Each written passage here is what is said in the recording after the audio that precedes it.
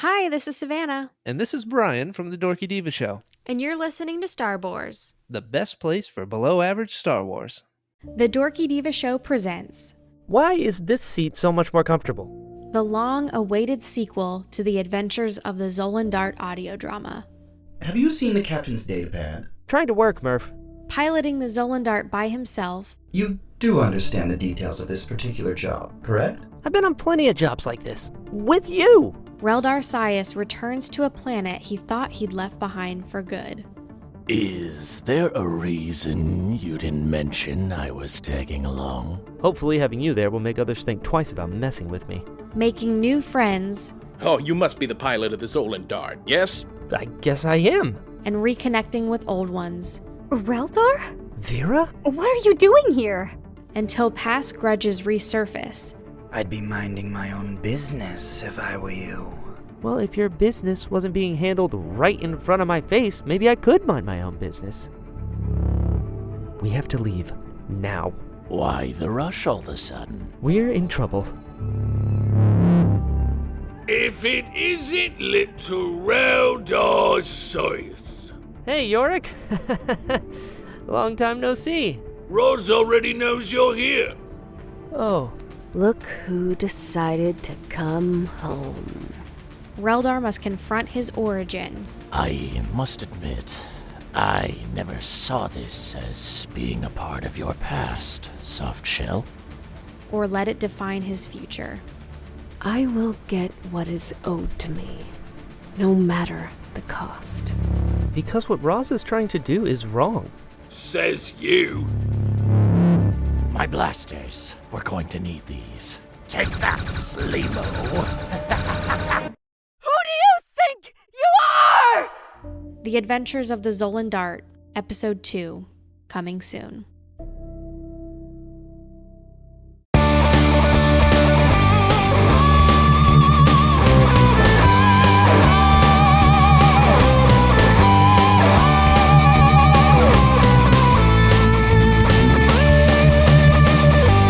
Welcome to Star Wars, best place for below average Star Wars.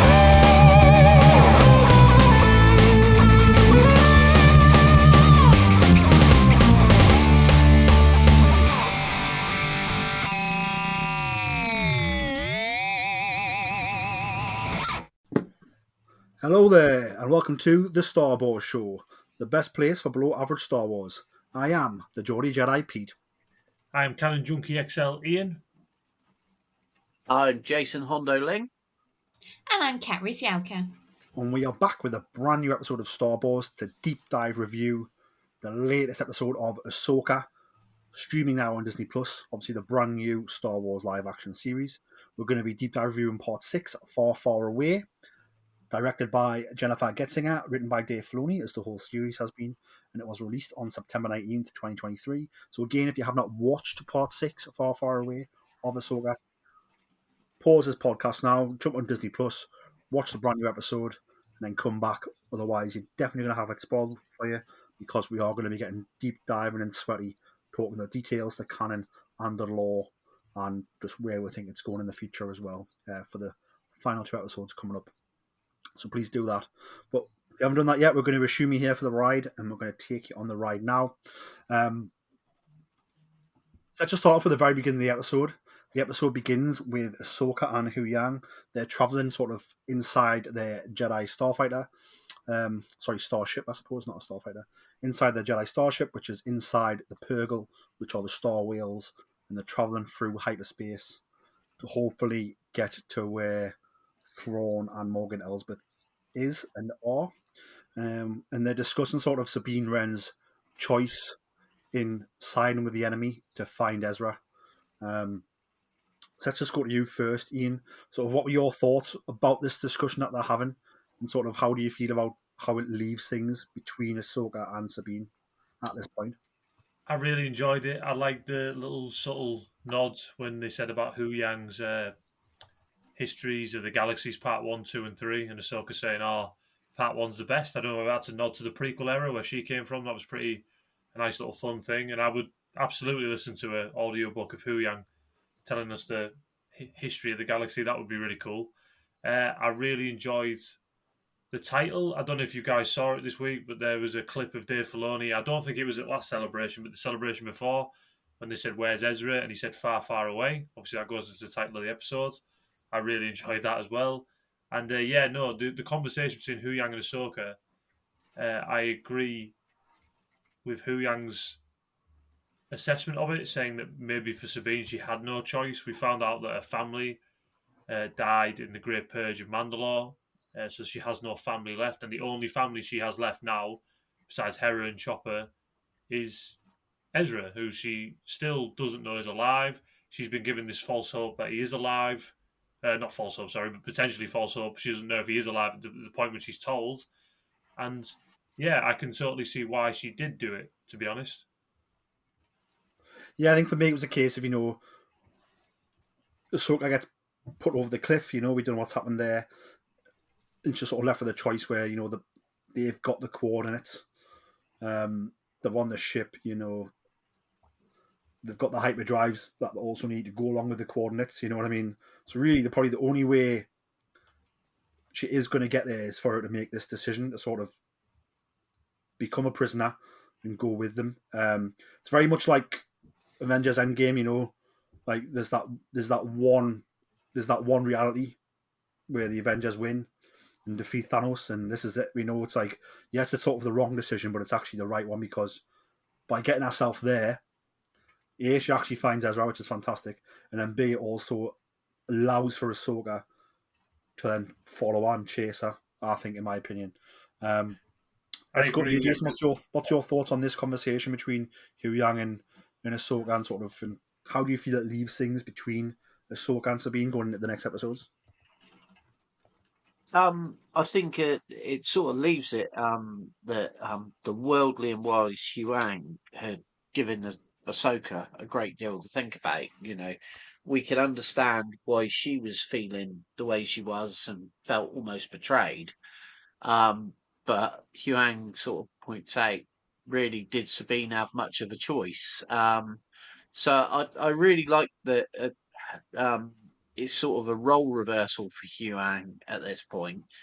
And I love the way that the Far, Far Away has now been brought into the story. So now that title, although I'm sure George never intended it in the way that it has become, suddenly has a meaning that runs all the way through Star Wars. And obviously now there's a galaxy, another galaxy that's linked to Star Wars, that's there open for a bit of an exploration. It is indeed. And Kat, what's your thoughts on Hu Yang and Ahsoka and them sort of deep dive looking into sort of Sabine's actions, and Hu Yang sort of saying, she did it to help her friend, if anything? Hu Yang has been quite harsh towards Sabine for most of the episodes, and it was quite surprising to see him be compassionate towards Sabine's choices and the fact that she perhaps didn't have a choice. She's driven by this deep sense of loyal friendship towards Ezra, and she's never really recovered from what he did to save Lafal and to disappear. So I think Hu Yang is showing a lot more compassion than Ahsoka. And if anything, I don't agree with Ahsoka because she's being sort of her wise self. But I think during the Clone Wars, that's the exact kind of decision she would have made if Anakin had been in trouble. So yeah, I'm Team Hu Yang. Definitely, and I think he's trying to put her back in that place, a bit like you would have made the exact same decision, and like you're being a bit moody here. She's being a bit moody, I think. She's probably a bit emotional after World Between Worlds and facing her old master Anakin. That's probably still on her mind, you know what I mean? And that's why Hu Yang says, maybe you've got a story to tell me, in which case he wants to know about what happened in the World Between Worlds. And she's like, no, I'm not happy to tell you that right now. So she's being a bit moody. And I think that's what it comes down to. I think Ahsoka's being a bit moody here, and he puts her back in her place about saying, like, she's gone there, she might have Ezra already, and we're going there now, and like we'll all be together and get out of this thing together, which is what it's all about, isn't it? Star Wars, about being together, found family, coming together to overcome the odds and overcome evil. So after that, we have the Eye of Sion. It arrives outside of Peridia. They take a shuttlecraft down to the ancient homeworld of Morgan Elsbeth's people, known as the Dathomiri, which are also sort of the ancient homeworld of what would become the Night Sisters of Dathomir, I suppose. And Morgan Elsbeth, Balin, and Shin and Sabine, I suppose, meet the Great Mothers, and it is a group of 3 Night Sisters who are allied to Thrawn, who have been reaching out to Morgan Elsbeth across from a different galaxy to tell her how to get here. Very Shakespearean, very Macbeth, 3 witches like. Let's go to you, Kat. So what was your thoughts on seeing the 3 Great Mothers, and sort of what's your thoughts on sort of the alliance with Thrawn? This was really interesting because it's Dave Filoni again pulling from mythology. This is something that we've seen so much throughout his storytelling. A lot of people have already commented that Balin and Shin are named after the warlords from Norse mythology, and the Great Mothers are called Clotho, Actropor, and Lachesis, which is a take on the 3 fates from ancient Greek mythology, who are Clotho, Lachesis, and Atropos. So pretty similar names there, just spelt a little differently. And it's very interesting that they're here on Peridia. How long have they been there? Are they immortal? It's got such this mysterious element, and I love how we don't get answers. Actually, I think sometimes the mystery benefits characters more, and we know that in the actual galaxy that we've just traveled from, where Dathomir is, that the Night Sisters have been basically wiped out by the Empire. Merrin and Morgan are some of the only ones left. No, definitely. So I think it's possible that their alliance with Thrawn is a chance for the Night Sisters to rebuild, to get back into the main galaxy, to return to Dathomir, to rebuild their civilization, basically. And it's very interesting what the details of this alliance are with Thrawn. There are some hints, but it's very mysterious. Yeah, we sort of see later on, which we'll talk about, sort of what they're going to transport, what Thrawn's going to transport for them to the main Star Wars galaxy. And I think you've maybe hit some nails on the head there. Jason, let's go to you. What was your thoughts on the 3 Great Mothers and our introduction to the Dathomiri? Well, the Night Sisters Dathomir, something that I absolutely loved from the Clone Wars and everything, obviously then reappearing in Rebels. And Mother Talzin was, great. Seeing these 3 witches, when I first saw the figures, I thought, oh my God, they're not bringing back Mother Talzin.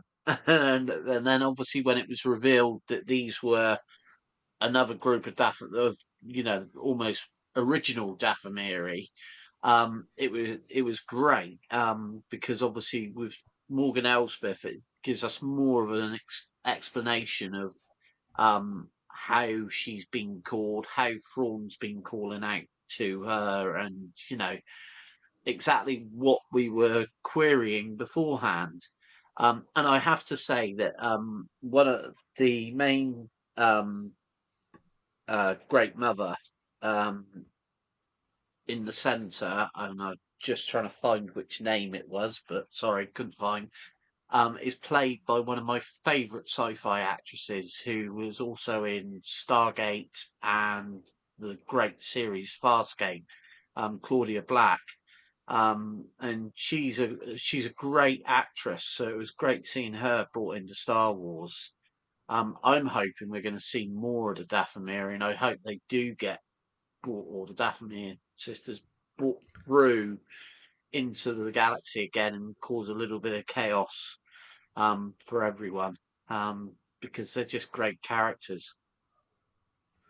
Yeah, and obviously, we know Mother Talzin from the Clone Wars era was like leader of the Night Sisters of Dathomir, but these are the Great Mothers, so they're almost like the great grandmothers. I think of it like these are the next level up. This is your great grandma. So yeah, very interesting times. Ian, what's your thoughts on the or our introduction to the Dathomiri here? One of my favourite scenes in this episode was when you saw the first statue outside the window of the shuttle. I thought it was really cool. Obviously, we saw the same statues on Arcana, I believe, at the beginning of the series. So obviously but yeah, seeing obviously live action Night Sisters, Great Mothers, and that was really cool. I love the Night Sisters from the Clone Wars, like Jason said, and it'd be really interesting to see what they're going to do next episode. As Thrawn, obviously getting ahead of ourselves, but Thrawn does ask for their help again.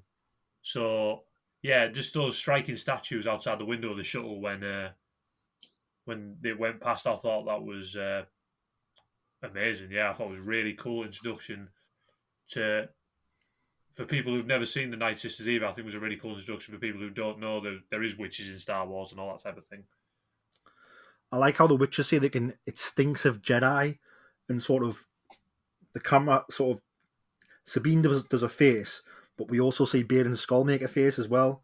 And like, do you think she can smell all three of them, or is it just Sabine she can smell, or like what's going on? Do you think? We'll go to you first, Kat. That line, think she's referring to all of them, or who knows? You tell me. I love Sabine's face. She's like, they're not referring to me, right? I actually don't think they are referring to Sabine, even though they lock her up. I think they've mistaken Sabine. If anything, they're sensing Balin, because if you look closely at Balin's costume, you'll notice on his belt there is a green kyber crystal, which could be his original crystal from his days in the Jedi Order. And if he still carries it, that suggests that maybe he's got a link to the light side still present, even though he's much more of a dark side, a mercenary now. And the way Balin speaks and acts all throughout this episode suggests that there is this indecision within him about which side he's really on.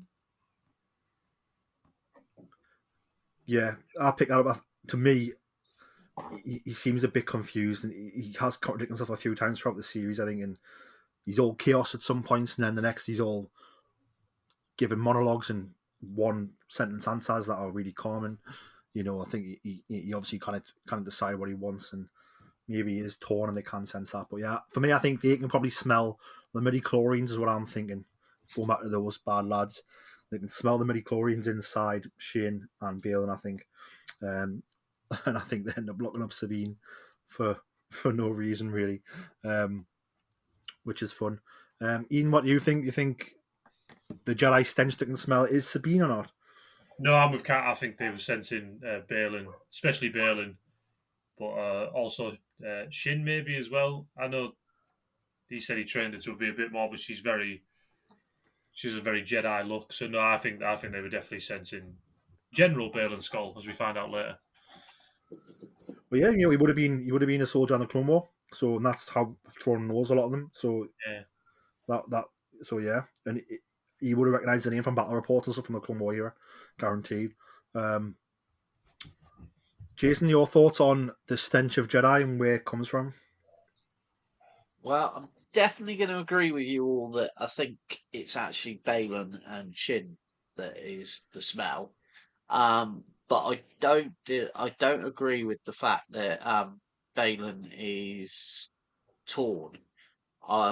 I know obviously it becomes clearer throughout the episode, but I've always felt that he had a plan, and I felt there was more to him. And yeah, I think out of all of them, I think Balin is the one that's got more going on than people realise, and I think he's hiding a lot. And I think the character for me is the breakout for this series because he's got a plan that I think is gonna be very different to what everyone else was expecting. But I love the exposition that we get. I also have to mention that obviously something that hasn't come up as they were arriving at Peridia and they were coming forward. Obviously, we saw the debris as that brought back originally memories of A New Hope. And then when Balin explains it's actually a graveyard, I thought it was really eerie that then we got to see the bones of the space whales floating in space, which gave this whole place that extra sense of doom to it. This was a place where things came to an end. Yeah, it was really, really powerful, that moment. So as they wait for the Grand Admiral's arrival, sort of Balin relates to Shin his belief that the fall of the Jedi and the rise of the Empire were part of an inevitable cycle, one he now intends to break. Thrawn arrives in the Star Destroyer. We get that awesome shot of the Chimera overhead with the pattern underneath. Obviously, the Chimera has been in better shape than it is right now. And obviously, the Grand Admiral sort of honours Balin's promise.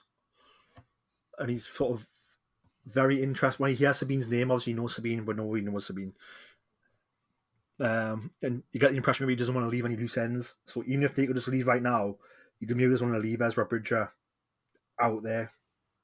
Because even though he would be stranded, I think maybe he knows that you wouldn't want to underestimate the Jedi. And some way, somehow, he would turn up still in the known galaxy and stop them again, is what I think. But yeah, honours Balin's promise. He gives Sabine provisions, a Howler mount, Legious intelligence on Bridger's whereabouts, and Sabine leaves. And obviously Thrawn, after that, tells Balin and Shin to follow her at her own pace and, maybe let her find Ezra first if she can, and then kill them both. What were your thoughts on this? It was a bit sneaky, and it was a bit of like maybe Thrawn feeling out Balin. And as someone said, he when he gets introduced to Balin, he then recognises the name and goes back to Balin being a general in the Grand Army of the Republic, which was probably the last time he came across the name, if that makes sense. And he's I think he's feeling him out quite a bit here. And I think later on he tells Morgan Elsbeth, should all four of them not coming back, even better. We'll go to you first, Kat. So what's your thoughts on this bit of? It's not so much tense, but you can definitely see Thrawn's definitely feeling these guys out who he hasn't met before. Thrawn is a tactician, and every move he plays, he's already thought 5 steps ahead. And I think that's what we're seeing in this scene. Thrawn is honouring Balin's promise to Sabine that she can go and look for Ezra, but it's also a test for Balin and Shin Hati.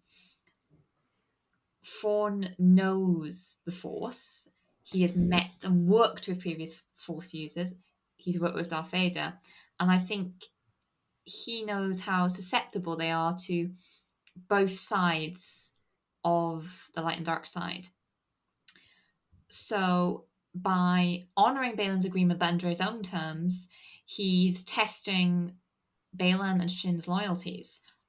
Are those loyalties to Morgan, their employer, or are those loyalties basically to themselves? And it's a very smart move because by doing this, Thrawn is trying to ensure that basically there's no traitors aboard his ship. He knows that Morgan is going to be loyal because of her connection to the Dathomiri and the Great Mothers.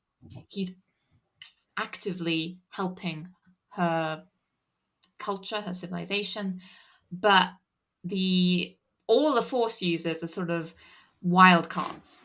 And he wants to make sure that every card is accounted for and he knows exactly where they're going to be played. And I think it's such a Thrawn move.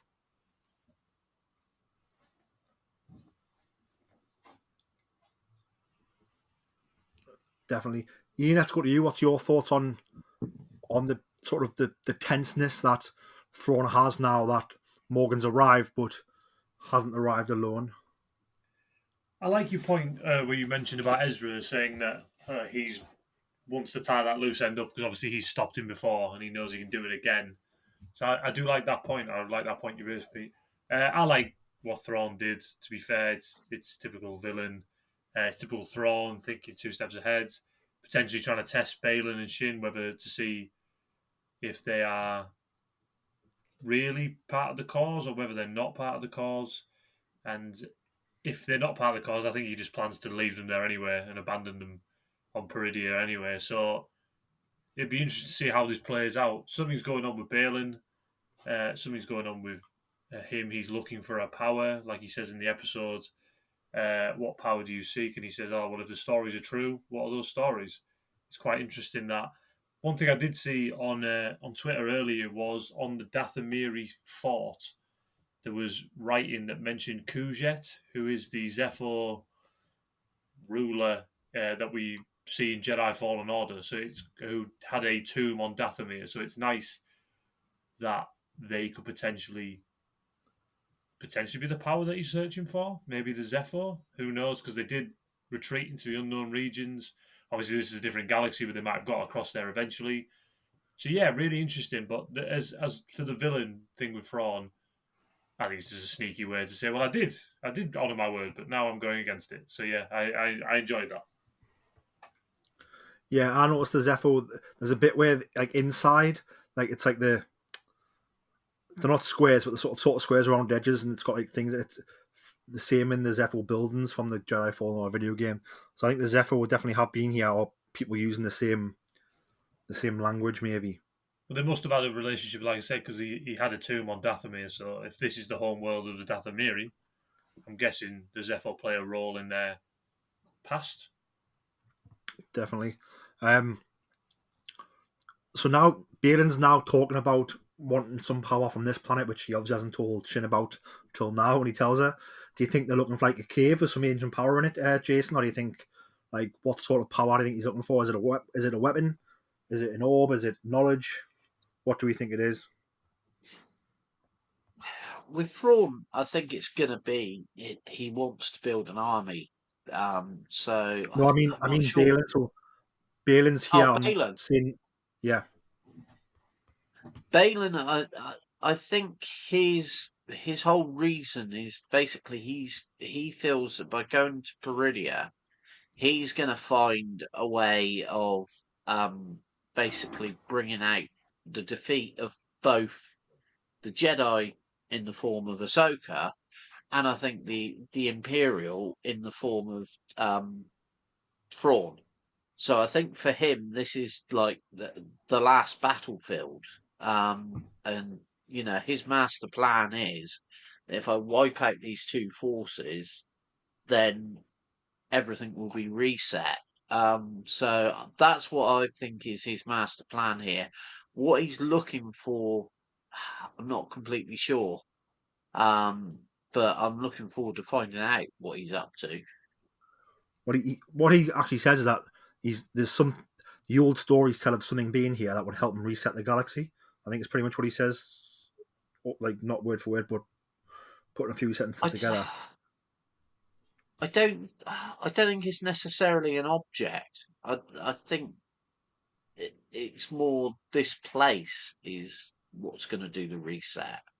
But is it though? Because Thrawn's going to head back to the known galaxy very soon. As soon as they've boarded all those dead bodies on, which we'll get to soon, like the Chimera's going back to Imperial space. So I don't think that is part of Balin's plan. You know, obviously, I don't. To me, he wants to bring about the defeat of the two. Whether that's going to be by finding something here, I think he purely because he sees this as the place of the myths that he's heard all those years. I think this is where he feels it's all going to come to an end and reset. That's what I think it's pointing at. I don't, you know, obviously a place like this, which is full of all the history of the witches, then there could be some magical present, you know, something there that will aid him. But I don't know if that's what he's particularly looking for. I think he's definitely he wants to find Ezra as well, because obviously Ezra's a loose end on the Jedi side of things. And I think he also knows that once he's found Ezra, that will bring Ahsoka to him. So it could even be that it's Ezra that he's looking to find. Yeah. So you don't think there's much in the fact he sort of mentions the fairy tales and there's something for them to find here? I don't think it's a physical object. I think the whole thing is it's about bringing everything back to the beginning. And I think by just he's clearly said that by destroying the two, because they won't then start the chopping and changing. 1 minute it's Jedi, 1 minute it's the dark side or the Imperial. So that's what makes me think it's not physical. It is more that this place is the place that it's got to happen. I think he's looking for somewhere to get something. Though I'm not saying it's an actual object, but I think if he wants to stop it all, he needs to stop Grand Admiral Ray Sloan, doesn't he? So that's who's going to set up the First Order. And he needs to stop Luke Skywalker, doesn't he, from setting up a Jedi school? If he wants to stop the Jedi and the Empire. This is but how much of that is he aware of? We don't know. Obviously, I suspect everyone knows about Luke Skywalker, but I think at this precise moment, he feels that this place, because it's the starting point of the stories as he sees it, it's the fairy tale place, and it's where from the sounds of it, the Dathomir to travel to his galaxy, and obviously that's why I think it's this place is more the point. He sees it as like a focal point. Ian, do you think there could be difference? Obviously, these are referred to as the Dathomiri here, and sort of to make a point of sort of differentiating here in these great mothers to the Night Sisters of Dathomir. Obviously, this is the original homeworld, but there's sort of a bit of differentiation put in. I feel that maybe, once they get to where they're gone, it's like, once the Night Sisters are set up on Dathomir, whenever that happened eons ago, like, the sort of, they're not necessarily doing the wishes of these great mothers. It's sort of like a separate entity, if that makes sense. So do you think the great mothers will travel with Thrawn back to our known Star Wars galaxy? Yeah, I believe so, because I'm sure when he first turns up, he says, "Oh, we'll all soon escape this exile." And obviously, I think they're loading up. Morgan Elsbeth says about the catacombs of the fortress, which was awesome, by the way. It looked like something out of Lord of the Rings. Said something about the catacombs, and they were loading. It looked like coffins onto the Chimera. So no, yeah, I believe they will make the journey to the known galaxy. Whether they seek Dathomir to restart the Night Sisters of Dathomir will be really interesting. And yeah, no, I fully believe that they'll make the journey with Thrawn to the known galaxy. I think that's the deal they cut with him. Whatever they've used for him before, because like he said, he asked for their help again. I think he cut a deal with them and said, "Look, if you help me, I will get you back to the known galaxy." Yeah. I mean, let's talk about, obviously they start loading the Star Destroyer with items from the catacombs, which look like little coffins that could have dead Night Sisters in them, I suppose. They also look a little bit like mechanical. I think there was some lights on some of them, so I'm not saying that these Night Sisters are dead. They could be in a deep sleep, maybe. I don't know. Kat, what's your thoughts on what they're loading the Star Destroyer with and what it could mean for the Star Wars galaxy?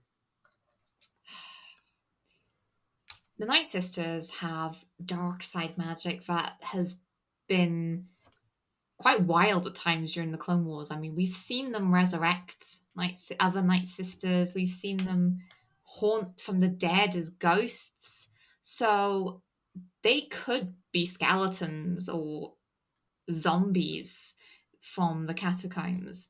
And it could be that the deal they've struck with Thrawn is that the Night Sisters or the Dathomiri will be Thrawn's army in exchange for returning to the known galaxy. But at the same time, maybe that's too obvious. We know about the resurrectionist powers of the Night Sisters, so maybe that's too obvious.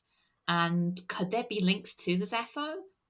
This is possibly a planet that has clearly got links to both the Dathomiri and the Zepho, We've seen the technology and the runes that appear in Fallen Order. There's references to Kujet, who was the dark side Zepho. So it could be some kind of technology. Maybe they're all automatons, and Fawn wants like some kind of droid army. I'm not sure, but it's got to be Fawn's master plan to return him to power when he comes back to the main galaxy. Yeah. Ian, what's your thoughts on Thrawn's stormtrooper units? Obviously, they're referred to as night troopers, night with an N, and they've sort of got damaged armor and red lace on some of the armor, which is reminiscent of the red lace of some of the Night Sisters' attire. Yeah, really cool. I like they're called night troopers.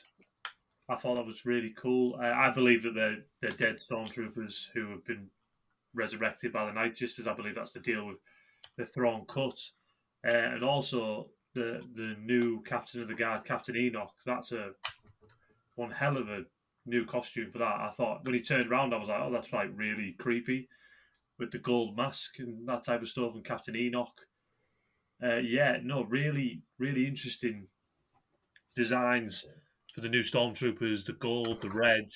And like I said, I do believe that they're undead stormtroopers who obviously died at the Battle of Lothal, but were brought back to life for Thrawn. Part of us thinks that but then part of us thinks they've been here for so long, maybe they've been given some extra powers and given things. Because there's a bit where obviously, he's going to send some squads out to follow Balin and Shin to maybe take all Balin, Shin, Sabine, and Ezra all down, depending on what happens. And sort of he says we can only send 2 squads because we've already lost too many. So he isn't thinking about resources infinite here. He just think he needs to be very careful about his resource, which to me makes me think questions whether they would be dead or not. If that makes sense. Because if they're dead and they can't die, then you can't lose them, and then do you know what I mean? It's a strange one.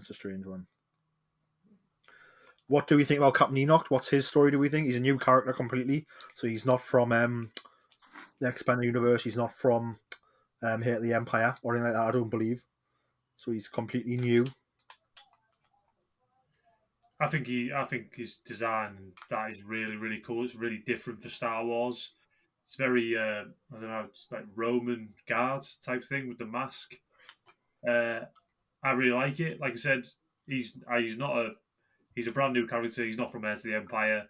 In Heir to the Empire, it was Rook, who obviously we saw in Star Wars Rebels, that was Thrawn's bodyguard / guard.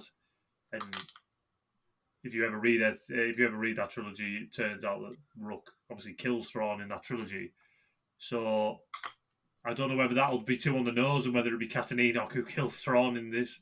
But no, really, a really interesting character, and his design is really, really cool. Definitely. Jason, what's your thoughts on what's getting loaded on board the Star Destroyers, and what's your thoughts on these new stormtroopers, the night troopers? Yeah, I'm pretty convinced that the night troopers are, resurrected troopers through the Night Sisters. That seems to be pretty prominent because obviously Thrawn's also very aware that he's got limited resources. So which I sort of thought, well, he's trying to rebuild. So what could be in those coffins? But I also like the idea that it could be that they're taking it back to sort of replenish the Dathomir with more Night Sisters. That would be also a very cool thing.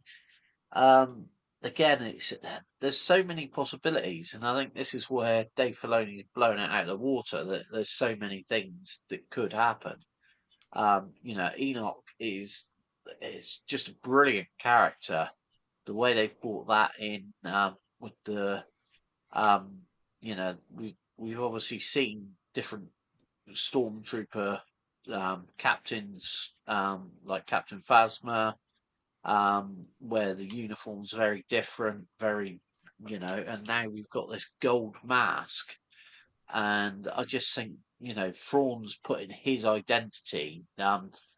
everything seems to be gold with Thrawn, which is great. It's very imperial and, just goes with the whole taking control.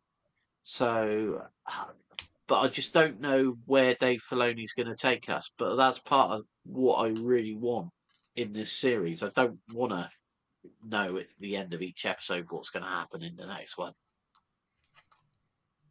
Yeah, definitely. Stay with you, Jason. Obviously, with all that going on at sort of the Dathomiri headquarters, their big base, which is reminiscent of something out of Lord of the Rings, almost like a dark side Minas Tirith, I thought.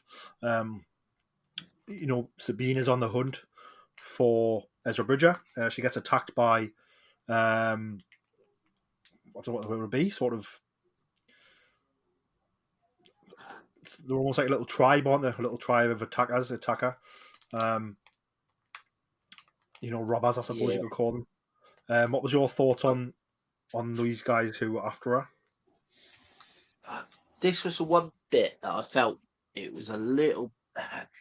It just felt a little bit too recycling. This group of bandits, I suppose, or raiders.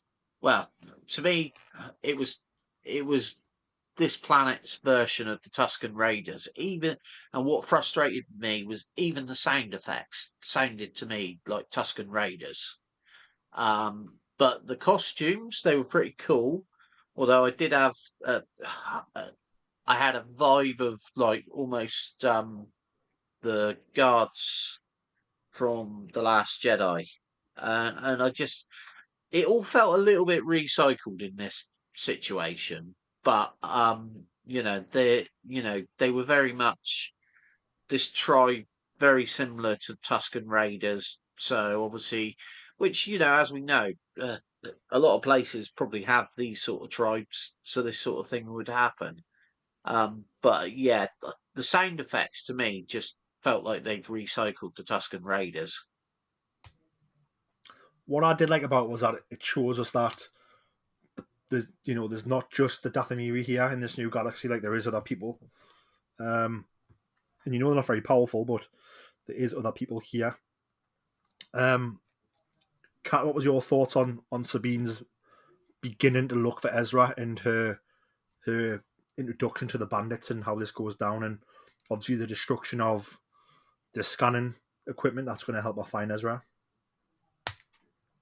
Yeah, I love how we're quite a few years on from Han looking for Luke on Hoth, and it's still the exact same piece of equipment. They haven't tried to make it any smaller whatsoever.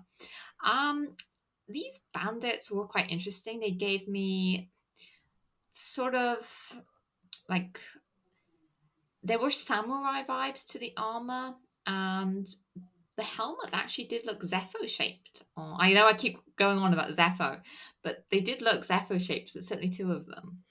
And maybe it suggests that there was or is another race present on Peridia along with the Dathomiri. So it was an interesting fight. I'm not currently I'm not sure what the purpose of the fight was, apart from to introduce these characters, because Balin and Shin find them later on, and they're sort of teaming up with them in order to hunt down Sabine. Maybe it was to show the fact that Sabine is getting better at using the lightsaber, but I was just wanting more time with the Howler. I was worried when the Howler ran off that we wouldn't see it again. So I'm glad it came back because I loved every moment with the Howler. He was so sweet.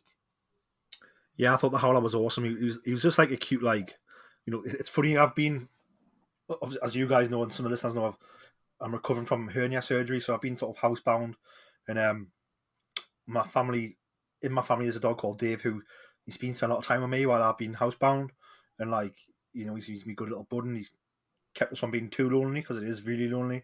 And then just seeing this Howler when it came back, it just reminded me of like what Dave the dog had done for me over the past few weeks of being there. So it was quite like beautiful in that respect that it come back. And then obviously later on we see it run off and it picks up a smell and Sabine follows it, and She thinks it's just smelling water, but it's actually smelled those creatures that the Naughty. And then it goes to eat the Naughty, but then she tells it off for eating the Naughty. Then we see later on the Naughty sort of feed it. So again, just all around a good Star Wars creature, I think, who's quite cute and adorable while also being looking maybe a bit vicious on the outside, I suppose. From here, Sabine obviously survives the attack, the ambush by the bandits, finds the Noki, the natives, and they're not able to take them to our village where she finds Ezra. Let's go to you, Ian. What's your thoughts on the Naughty and also like how they take Sabine and the Howler to their village, I suppose? I like what Jason said, like he said about the bandits being the Tusken Raiders, because these seem like the Jawas of Peridia, like a bit of recycling going on there. I thought they were really cool. They were like crab, turtle creatures, which were weird. I like that they recognised Sabine's rebel insignia, and obviously they got one from Ezra. That's a really cool little tie-in. And yeah, no, I like them. I think they're a fun little characters. They live on Peridia and all that type of stuff, because obviously later on we see Ezra say that they don't ever stay in one place at once. I take it that's to stay ahead of whoever may be the predators on this planet. So yeah, no, really cool. A really cool little new species that feel like Star Wars. And yeah, no, really enjoyed them coming in to the series. And then what's your thoughts on Ezra and Sabine's sort of getting reacquainted? There's going to be a really awkward moment when he realises how she got here. I think he just assumes that she's come on a ship and found him and they're going to go back. I am interested to see the dynamic between Thrawn and Ezra, because it seems like Thrawn doesn't know where Ezra is, which is weird. Then you find out, how does he not know where he is? That he must have escaped, or he must have done something when they got to Peridia. It's a really interesting little story to be told there of how he's got away from thing. I think the actor who I can't remember his name now, who's playing Ezra, looks just like Ezra. He has the scar of the Grand Inquisitor on his cheek. He has the blue eyes. But yeah, I think there is an awkward conversation coming when he finds out how Sabine has basically given Thrawn because he sacrificed everything to keep Thrawn out of the Galactic Civil War. Now Sabine has allowed Thrawn a path back into the known galaxy. Perhaps I think Sabine was captured anyway, wasn't she? Do you know what I mean? So I know she given the didn't shoot the orb when she should have done the map, but I can see once they get down, they'll come up with a plan. She'll give him his lightsaber, and we'll be off for the races, I think, on another Rebels adventure, hopefully. But it's just good how she just wanted a moment to be happy with her friend. That's what she said, essentially, which I thought was pretty beautiful, and how he gave her that moment as well, which was really good. Jason's got you. Sort of what your thoughts on Ezra and Sabine's reacquaintance, and sort of where do you see it going next? I love the way, we were introduced to these great little characters, Naughty. Like you, I have to admit, when I saw them, I straight away thought, oh no, resistance. But I actually like these characters, so I was quite happy with that. And the way they led Sabine and the Howler, which I thought to begin with, I had real issues with the Howler. I was thinking, again, I had a bit of a recycling issue because I felt like the horse type creatures that they'd had in The Rise of Skywalker. But then this became another Star Wars sort of character, in that he was loyal to Sabine, and it was something. When you first saw him, it was like a giant snarling rat, and yet this creature, clearly was there to help. And then when you heard Ezra's voice, I think he got the voice absolutely perfect. And then when she turned round, what struck me was the image, obviously, of Ezra was not what we were all expecting.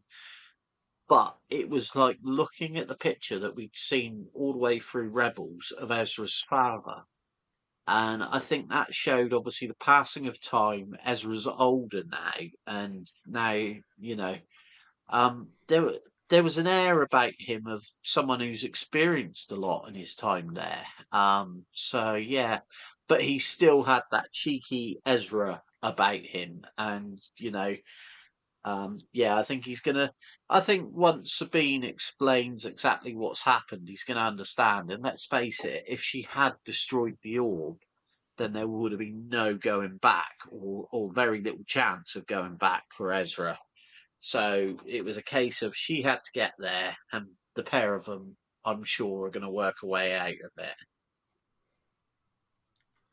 Yeah, and one of the things I loved was the fact that, when Sabine first meets the first Naughty, it sees the Rebel Alliance Hope logo on her armor, and then he has one, that like a homemade version, and they've all got them. And it seems that Ezra is sort of teaching and helping out this species, which is quite cool and very Jedi, I suppose you could say. And he's sort of spreading that word. And he's got his own little rebellion here, traveling across the wastes of Peridia, staying one step ahead of Thrawn the whole way, it seems like. And this is pretty much where the episode ends with Ezra and Sabine. They've met. Sabine says, can we just be happy for a second? Ezra says, yes, we're going to pack up, so you can help us pack up and we'll chat and be together. That's how it ends there. It ends with Balin and Shin see another group of bandits, and Balin's very much the enemies of our enemies or our friends, or can be for a little bit. So it looks like they're maybe going to try and speak to the bandits and get them to join them in hunting down Sabine and Ezra. So that could be the next episode where that picks up from for them. And then from a Thrawn point of view, they've started loading the Star Destroyer with these things from the catacombs. Again, this seems like this was part of the deal that the Great Mothers wanted. It's in the dialogue in the episode. It seems like, yes, we're going to help. We're going to help Morgan come here with a means to get you back. And part of the deal is that you need to transport this for us there. Is how I understood it anyway. So obviously they've started loading the Star Destroyer with the items from the catacombs,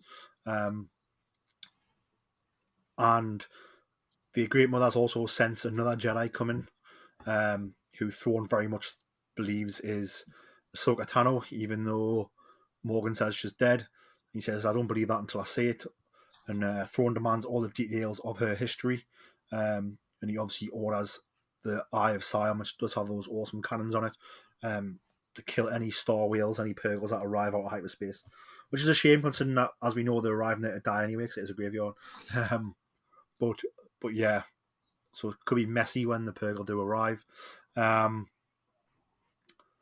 we'll go to you. What's your thoughts on sort of the end of the episode and where it leaves our loose ends in terms of Ezra and Sabine, and also in terms of Ahsoka arriving and maybe coming face to face with Thrawn?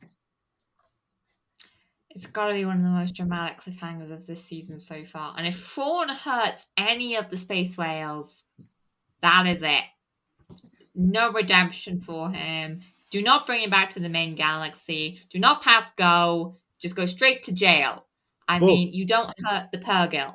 But it could create unlimited sushi for the whole planet of Peridia. Oh, no. No, leave the Purgil alone. No, I'm joking. I wouldn't do that, I'm joking. Oh, no, I think this episode was just fantastic from start to finish. The tension is there now. We've got the stakes, and the stakes are so high. I think Ezra is going to be mad at Sabine for a while because she has basically undone his sacrifice completely. And I think that's going to put some tension between the two of them. But the stakes now are set and they are so high. So it's absolutely amazing. I can't wait to see what happens, what just happens next, because there's no predicting where Dave is going to go. Yeah, because the next episode could just be like the New Republic giving Hera a disciplinary. That could be the opening, couldn't it? Might actually get the write-ups. I think for me, I'm expecting, obviously, Thrawn's asked for all this information on Ahsoka, right? So he's probably going to try and like guilt her, like, oh, your master's Anakin Skywalker, the Darth Vader. How do you feel about that? And I can't wait for Ahsoka to be like, I'm at peace because actually, I've already fought Darth Vader, and also Anakin's just trained me last week, and we're very much at peace with each other. So actually, your little comments are going to work, Blue Guy. I can't wait for that. I think she's going to try and use that knowledge against him, and she's going to be like, actually, you don't know any of it, Thrawn, because actually, me and Anakin have just been together and hashed it out. Was it dramatic? Yes, and was it emotional? Yes, but guess what? We've sorted it out, and yeah, whatever you say is not gonna make me angry. Jason, what's your thoughts on how this episode ends and the threads of what Ezra and Sabine are going to do next, and what Thrawn is going to do when Ahsoka comes out of hyperspace inside the whale? Yeah, I think possibly next week we're going to see maybe Balin and Shin try and lead an attack on Ezra and Sabine, possibly with the help of the mercenaries and a few stormtroopers, and then not mercenaries, raider type creatures. And then I think obviously we're going to see the arrival of Ahsoka, and I think before she finds Ezra and Sabine, there's going to be that first conflict with Thrawn. Although I'm not sure how that's going to play out. You know, is the Purgle going to be blown to pieces as it comes out of hyperspace? And you know, in the battle or in the destruction of the Purgle, we just see the T6 come flying out of its mouth or from an exploding part. I don't know. But it's aiming up. You know, next week's an interesting episode. Are we then going to see them make the return? Are we going to see the Eye of Sion head back, or is that being left for the end of the season? But there's so much that needs to be wrapped up in the next 2 weeks. I don't know how it's going to go.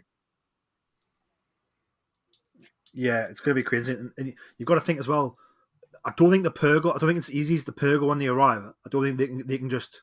They're not spaceships, so they can't just jump back in hyperspace and go back to the known galaxy. So I think like the only way back to the known galaxy is on the Eye of Sion, is my understanding of it anyway at the minute. So Ahsoka, Sabine, and Ezra, and Young, if they want to get back to the known galaxy, need to get on the Eye of Sion before it departs, which could be very tense, I suppose. Let's go to you, Ian. What's your thoughts on? I suppose what we haven't discussed. What's your thoughts on where the episode leaves Shin and Balin, and then after that, what's your thoughts on where it leaves Sabine and Ezra and where it leaves Thrawn and Ahsoka? I believe that we might see Shin and Balin look for this power next week that he's looking for. I'm not convinced that they're even after Ahsoka, really. I know they were looking for Sabine in the end, but maybe I think they'll look for that. Where it leaves, obviously, Sabine and Ezra, I think they'll have a conversation together where she obviously lays out how she's actually found him and what the stakes are. I think that will obviously kick him into gear and say, right, we need to stop Thrawn returning. And as for Ahsoka, I think she will come face to face with Thrawn. And I wonder if this is where we'll see whether they've read Thrawn Alliances, because obviously Thrawn has worked with Anakin Skywalker during the Clone Wars, and he has also worked with Darth Vader during the events of Star Wars Rebels. So it's very interesting that he has a relationship both with Anakin Skywalker and with Darth Vader, and see how that plays out. Yeah, it's gonna be cool. Kat, we'll go to you. Any final thoughts on this week's episode of Ahsoka, Far, Far Away? Yeah, I think the final thing I'd just like to say is that Lars Mikkelsen as Fawn is absolutely amazing, and I'm so glad that he's gone from being the voice actor of Fawn in Rebels to playing him in live action. He towers over everybody. He brings such gravitas and quiet menace to the role, and he is Fawn.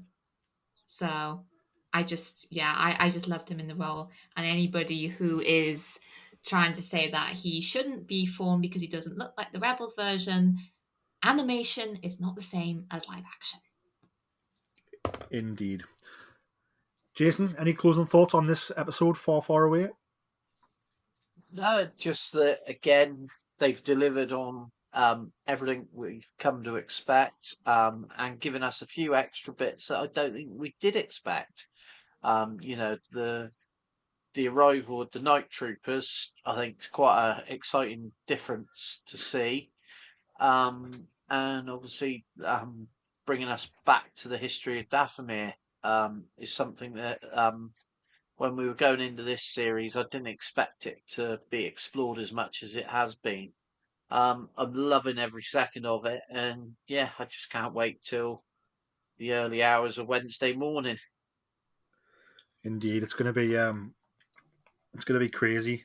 I think what I love about it, and I think a few of you, I think we've all sort of referenced this over the episodes we've talked about it.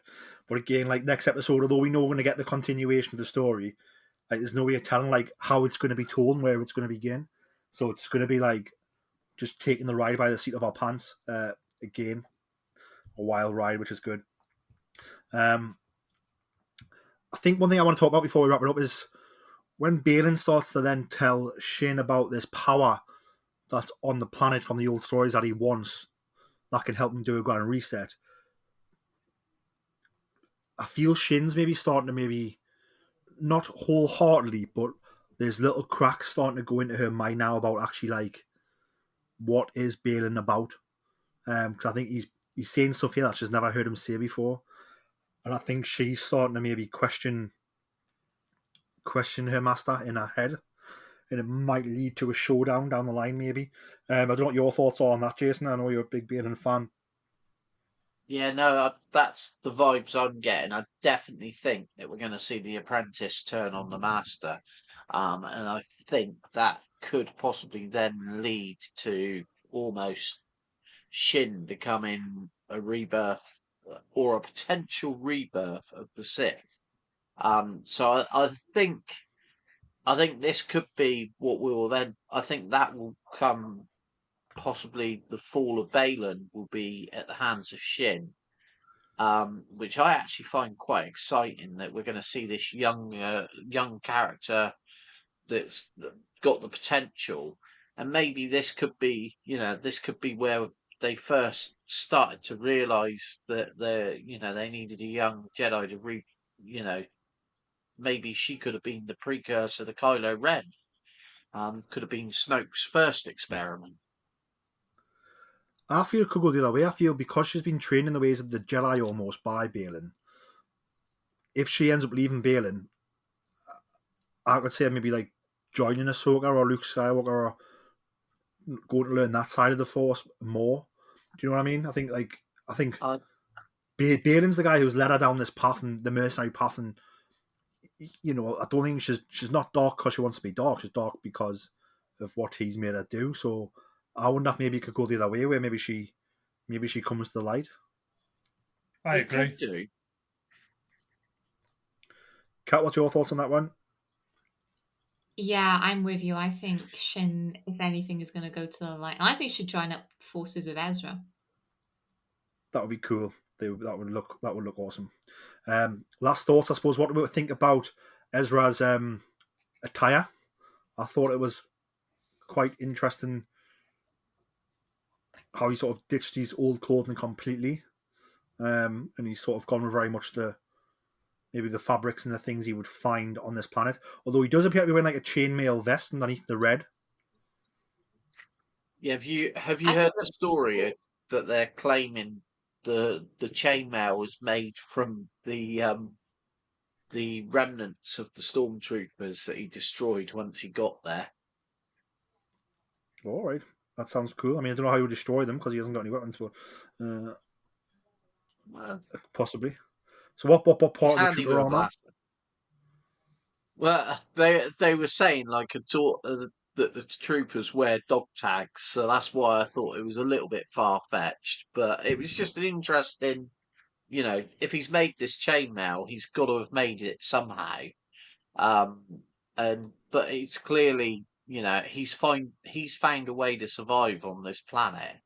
But then again, Ezra always has been a survivor, so it sticks with his story. And that's why I think one of the reasons why Sabine was always so convinced that, he hadn't been killed when the Purgles took them through, because Ezra always has been and always will be a survivor.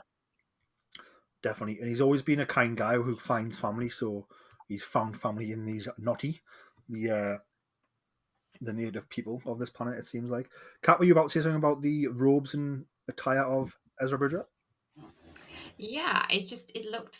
I like the fact that it looked very medieval because that seems to be the style and aesthetic that a lot of the characters are being imbued with, and it maybe suggests that is what inspired some of Dave's writing was medieval stories and mythology, and the way it looked homespun and so different from what Ezra did wear in the main galaxy, I think shows that it's a new era for his character, and it's this maturation from his rebels look to who he is now.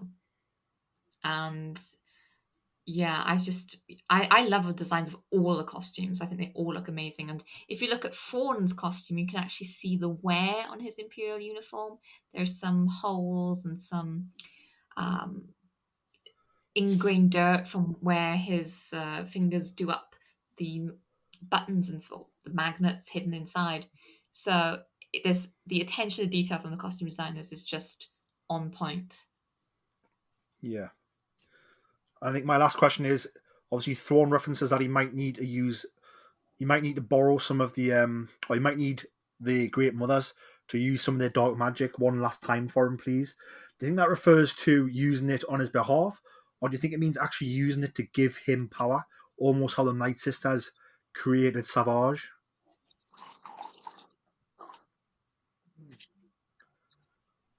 I think you could be. I think it'll be to help him one last time defeat all of the people that are descending on him at this moment in time. I think he knows that he's possibly in a position that, with dwindled down stormtroopers, he could be at risk. Kat, your thoughts on him needing these dark powers one more time? Do you think it's going to be directly giving him power, or is it just going to be used to power his forces, do you think? Or them doing something on his behalf?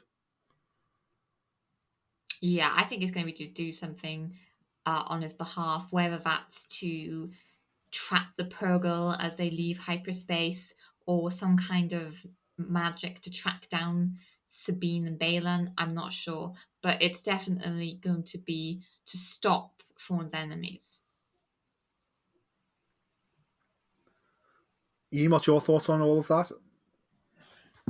Yeah, I believe that it's not going to be like a Savage or Press type situation. I believe that it will be to help him defeat, like Jason said, the people who are descending on him now. So yeah, I believe it will be to power used in some way to help Thrawn get away, basically. Cool. Has anybody got any final thoughts before we finally wrap up this episode? Just how awesome that Chimera shot was. That was my favourite part of the episode. Yeah, I loved how it was sort of. There's obviously a lot of panels missing. It's damaged, but they've also added some gold to it in certain places. And then obviously the underbelly shot of the Chimera design is still there, which was beautiful, wasn't it? Yeah, it was awesome. Jason, anything from yourself? No, just can't wait to see what comes in the next 2 weeks. We've been took on quite a ride. I said, I think last week how the way that Dave Filoni jams everything into such a short piece of time. There's not, and again with this episode, there wasn't a second wasted with filler. It was all there, all for the story, and it's taken us on a great adventure. It has indeed. It has indeed. Kat, any final thoughts from yourself? The only thing I was going to mention is every part of the Chimera that's repaired with gold and the Stormtroopers' armor that's repaired with gold, that is a reference to the ancient Japanese art of kintsugi, which is repairing usually broken ceramics with gold and gold powder. Very similar to Kylo Ren's helmet in The Rise of Skywalker, I suppose. where they use red Yes, instead of gold, I very suppose, in that similar. movie. But cool. Ian, where can the people find you on social media? I am at The Mandalorian on Twitter and Instagram. Jason, where can people find you on social media? At Hondo Ling, as always. Kat, where can the people find you on social media? You can find me at Kat Kylo on Twitter, where I'm always happy to speak anything Star Wars and Kylo Ren. And you can find me on Instagram and Twitter at Jolly Jedi Pete. You can find the podcast on Twitter or X at Boars Star. You can also find the podcast on Instagram, Facebook, TikTok at Star Wars Podcast. Again, if you listen on Spotify, we've now started putting some polls and questions on there. So essentially, where you listen to the podcast, it'll give you the option to answer some questions, and we'll read those. If they're relevant to what we're discussing the next week, we can discuss them there. So please check that out. And remember, if you're listening on Apple Podcasts or on Spotify, please leave us a top review. Just helps people find the show, and it makes us smile all day long. But again, thank you very much for listening. May the force be with you all.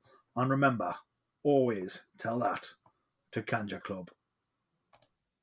Hello, Star Wars listeners. This is Savannah Odit. You might know me as host of The Dorky Diva Show with my co-host Brian Balance. I am also producer of The Adventures of the Zolan Dart, which is a Star Wars-inspired audio drama that we produced over the last year.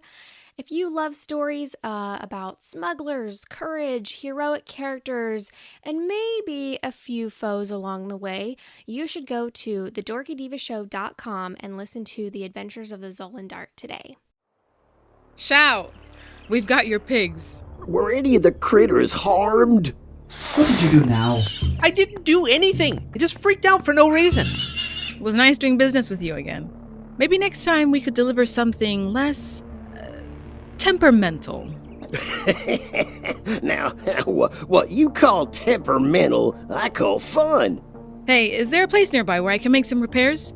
3 clicks south of here, you'll find a small spaceport. They should have what you need, as long as it's nothing too big. Dynamic class? My stars, you don't hear about many of those still being space-worthy. It's been in my family for a while. She's pretty great. Any chance you have a hovercart we can use to load up? I'll check out the HoloNet to see if anything new has come up in the sector. My name is Sereth Khan. I am the chief here on Kamai. My people and I have been experiencing food shortages as of late due to unforeseen natural occurrences. We are looking to hire someone. I say we take this one. The pay is great, and it's the type of job we're familiar with. Welcome. You must be Captain Otoa. I've already sent word to Pack 2 to expect you in the next cycle or so. You told him we were coming before we even accepted the job. That's rather presumptuous, isn't it? Perhaps, though once I received confirmation that you were interested and on your way here, I couldn't help but hope. Fair enough. Well, we'll be back as soon as we can. Well, that's not good. Is that blaster fire I hear? So you're the one. Captain, it sounds like they want to do this the hard way. I love when they got some fight in them. This is bad. This is bad. We're about to have a lot of company.